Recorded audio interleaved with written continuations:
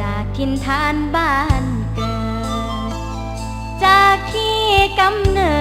ดฐานถิ่นที่เคยอาศัย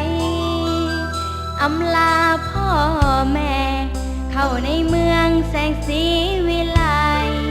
ฝ่ายผูกแขนที่แม่เอาให้ลูกยังจำได้บอกเคยลืมเลือนลูกนี่ยังจำคำสอนที่แม่เคยบอกก่อนจากถิ่นฐานบ้านนอกคำแม่บอกนั้นยังคอยเตือนเห็นน้ำตาแม่วันที่ลูกจากบอกเคยลืมเลือนแม่เปรียบเสมือนดังแก้วตาดวงใจลูกขอวอนให้สิ่งศักดิ์สิทธิ์จงช่วยดูแลให้พ่อและแม่ของลูกมีสุขหลายๆลูกยังเป็นห่วงทั้งจากบ้านนามาไกลถึงสิอยู่ไสหัวใจยังคิดฮอดบ้านหากมีเงินคำลูกนี้สิย้อนคืนถิ่นใจยังทวินยังคิดฮอดถิ่นสถานจะไปก่อนแม่สมดังใจคิดฮอดมานานหากวันหนึ่งสมดังความฝัน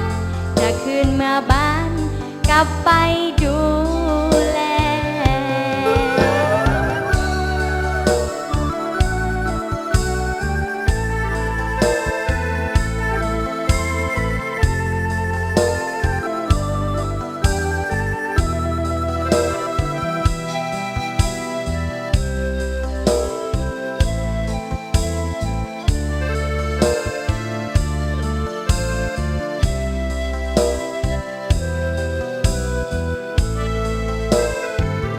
ลูกขอวอนให้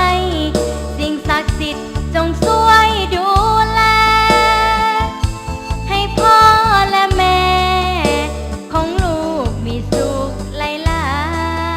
ยๆลูกยังเป็นห่วงทั้งจากบ้านนามาไกลถึงสิอยู่ไสหัวใจยังคิดฮอดบ้านหากมีเงินคำลูกนี้สิย้อนคืนถิ่นใจยังทวินยังคิดฮอดถิ่นสถา